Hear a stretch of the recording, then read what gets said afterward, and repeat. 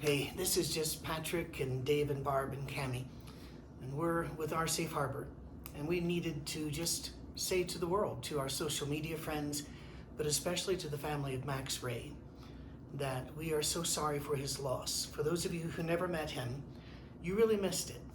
He was a fine man, a generous man, a man of great wisdom, and he had been mistreated by several churches through the years, but he kept his faith and he kept his sweet nature.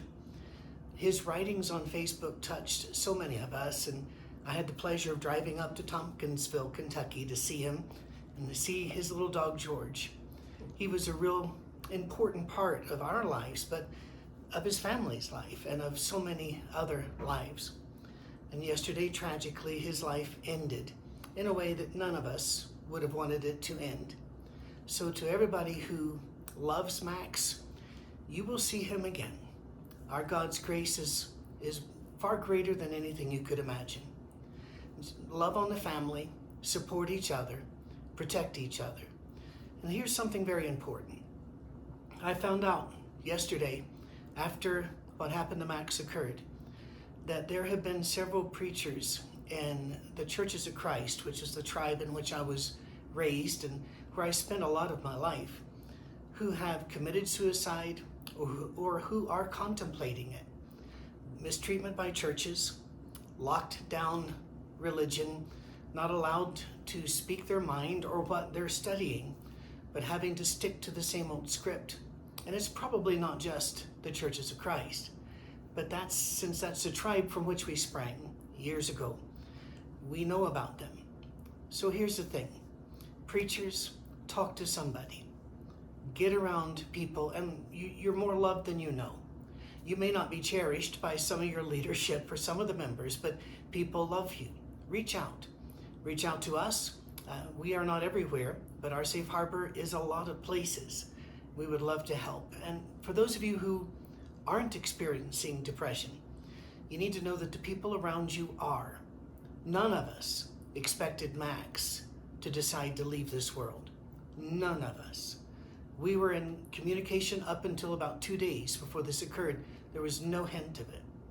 And just 3 weeks ago, a dear friend of mine is a minister and a police officer, one of the most awarded police officers in the state of Michigan's history, committed suicide. And he literally would be the last person that I would have ever imagined.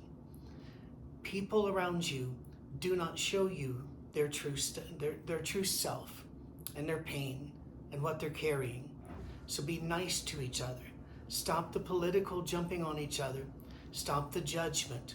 But more than the stopping, start looking at these people as God's dearly beloved, because that's who they are.